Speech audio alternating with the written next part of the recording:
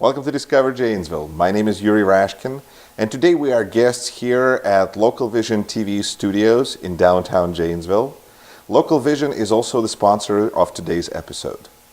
My next guest is Mary Rajack. Mary, thank you for being on the program. Thank you for having me, Yuri. And you were in charge of this Accelerate Your Business Plan contest. I was the contest administrator. Contest administrator. Yeah. Tell us about the contest. Who were the people that you were looking to get into the contest? How you expected this process to work out? Because this was the first time you guys did the contest. Sure. So everything was kind of new and exciting, not just for the contestants, but also for you guys as well. And it continues to be a growing process. Tell us about the contest. Well, the contest targeted small businesses and entrepreneurs, existing small businesses of 25 or fewer employees and with 5 million annual sales or less. The idea was to target new industries that would be able to grow in Rock County. We wanted to ensure that each business that applied had some sort of export potential. We wanted people to be able to expand outside Rock County as far as their market goes. That way we knew that there was growth potential within the business. Additionally, we wanted to just encourage entrepreneurship in our area. One thing that the contest really brought out for us was just how strong the small business and entrepreneurship culture was in Rock County, which before really hadn't been addressed to the point where this contest really was able to. It was amazing. We really expected, less than half of our applicants, but we ended up having 22 applicants at the very beginning, which was very exciting for us. It blew us out of the water. So I was really pleased with that. Can you tell us about some of the contestants and some of the more interesting ideas that you thought would fit in well, or? Well, staying away from specifics, outside of our 5 finalists that you're so kindly highlighted today, we had a wide berth of industries. They included retail sector, manufacturing sector, anything from widgets to food processing. We had a wide variety of business types. They branched into real estate. They branched into, event planning. It was really impressive to see how much creativity there is in this area and really solid business ideas. And one of the most gratifying parts of the contest was knowing that we were able to provide a real learning opportunity for a lot of these different businesses. Well, and that's an excellent next question. What are some of the things that you feel you learned yourself, but also others learned from this experience? Sure. Well, following the contest, we did a variety of surveys with contestants, mentors, and judges. So these aren't just me saying that they learned these things. They told me that they've learned these things. And one thing that was two key components to our contest were the workshops and the mentor sessions, which you don't find in other contests generally. Our contest model really does center around the learning piece. So people were truly able to learn about how to conduct a market analysis. Generally, business owners don't necessarily have that background in, say, marketing or market research. Another workshop included doing financial pro formas. Of course, you can only, impart so much knowledge in an hour and a half workshop, but it was a really great introduction. Generally, when you have a newer emerging business, some of the most difficult parts or challenging parts for a business owner is providing accurate and robust financials for their financial institution. So that was one piece that we really wanted to focus on, was the learning. Finally, the mentor sessions were considered one of the absolute highlights of the contest for our contestants. And we really suspected that it would be.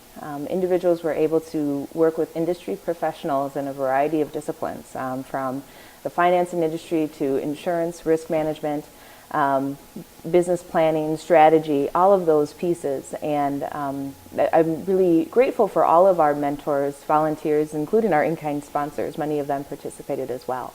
So it was really a great experience that way. That's the next area I wanted to cover. So thank you for just making the transition so smooth. You're good. That's what I'm here for.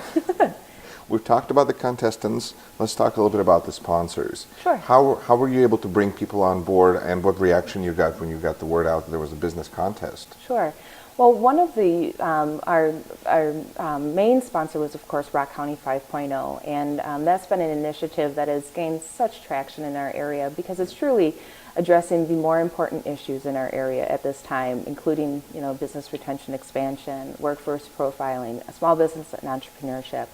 And there's two additional initiatives. So there's really some great traction with that particular name head, really. Additionally, we were able to procure Murphy Desmond Lawyers as our title sponsor. Again, wonderful institution, great folks that are come out through there, and they were really involved in making sure that the contest was a positive experience for all people involved. Then, in addition, our in-kind sponsors, which made up our a piece of our $25,000 prize package, their contributions, including accounting, legal help, insurance help, business planning help, all types of financing as far as consultation goes. I mean, it's been some great support throughout the community, and that came about mostly through relationships within the county. We sent out, of course, sponsorship letters, asking for pledges, and so we had a really great response rate just through the wonderful name of the Rock County 5.0. Everyone wants to support the Rock County community. I mean, everyone, since the job shed that we had in '08, there's been a real rallying cry around reinventing ourselves, and Rock County 5.0 has been the cornerstone for that in our area, and there's been great support there, and people are really willing to support that and support the initiatives associated with that. So That's great. yeah. What are some of the things that you feel the contestants learned, and based on that, kind of looking bigger for other people who may be interested in starting their own business, who have a vision, what are some of the general lessons that you would want to share with them? Sure. The first is that having a business plan is very important. Knowing where you're going, having a map to your destination is key. Hand in hand with that, though, is the understanding that once you create that business plan, it's not over. It's a continual evolution within that business plan.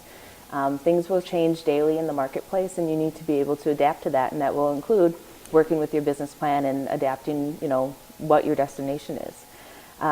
Secondly, I would say that building up a network, a small business network of professionals, individuals who have either been in your industry before or can help you in specific ways that you aren't necessarily accustomed to. So say your specialty is not in accounting, it's best to have a good accountant who's, specializes in small business, is a CPA, so they're on top of all the changes in tax laws. Same with legal. That's generally one place where a lot of small businesses can have a void as far as their specialty goes. So having a good advisory committee, whether it's a paid board or just a group of people that you're in network with that really understand business and running a business and the nuances within that. So I think those are the two main things. It's really having a plan, being willing to adapt the plan, working with the plan, and also building a network of community people and business professionals that can really help you in your success. And interestingly enough, those are parts that are key to success of most any venture. Yes. It doesn't necessarily have to be a business that you're planning on doing. It can be a community project. Right. But having a plan and having a group of people that will help you and provide support and guidance and feedback is really, those are two key things to moving any project forward. Right. Business plans are really universal in that way. It's you can call it whatever you want. You can call it a strategic outlook. And depending on the venture that you're going for. There's plenty of religious institutions that have business plans because you're looking in a forward strategic way. And no matter what you're doing, you need to understand your financial outlook. You need to know where you are financially, what you need to get the goal accomplished, and what the steps are to do that.